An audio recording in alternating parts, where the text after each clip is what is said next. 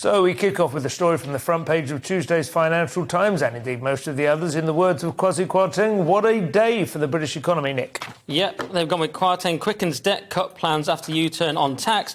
And Kwarteng's made this speech, which I watched today, and it was all about how he's going to have a medium-term fiscal plan. It was all about fiscal responsibility, and actually we're really, really responsible because obviously following the U-turn on the top-rate tax thing, which went very badly.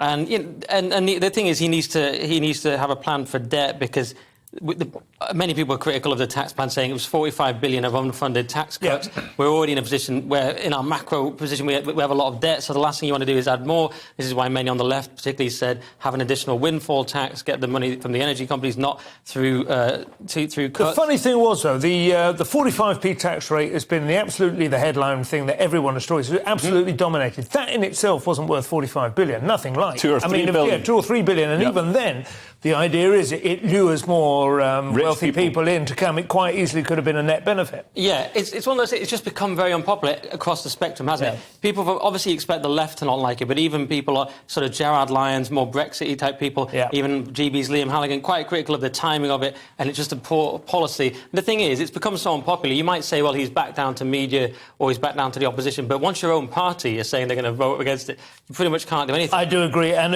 he's in the unusual situation of coming into government with a new Prime Minister, a new Chancellor halfway through a term. Boris won a huge majority with quite a specific kind of flavour of Conservative. Would you say that's fair? It's not exactly the same as the Truss manifesto, the Truss... Yeah, it's pretty much polar opposites. I mean, these tax cuts to bankers, to rich people, it's the opposite of sort of helping out the red wall and all those new Tory seats. So, we can see, well, the next story is all about how that might be unpopular with the Tory party. Do you think it's fair to say, can I just everyone's calling it a U-turn. It happened within a matter of days. It's kind of like set out a policy. It's been rejected by the party.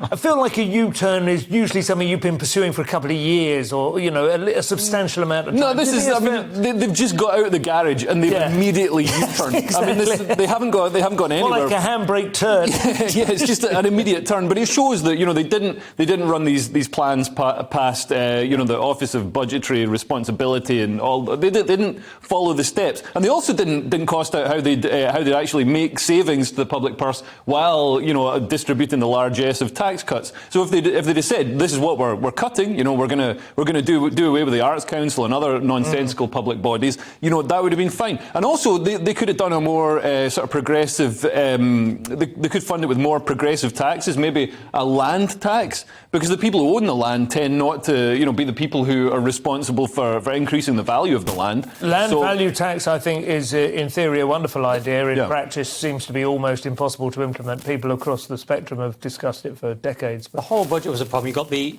gilt yield problem, you've got the interest rate problem, you've got the lack of scrutiny, like you say, from the OBR. But people are focused on this top rate tax, probably because it's a lot easier to understand than gilt yield, which I've spent a lot of time trying to understand. I get it now, but it took a while. And it's always the suspicion, isn't it, that the Tories are just making life easier for their rich friends. Well, of course, I don't know that it's true. It didn't help that he went to a banker's meal, a champagne-quaffing banker's meal, the night of the budget or the night after. It looked like he just said, I've got you a lot of tax cut, let's all yuck it up. He may well have not been doing that. He probably has to mix with bankers, he's the chancellor. He does seem to have mixed with some and helped them down some champagne.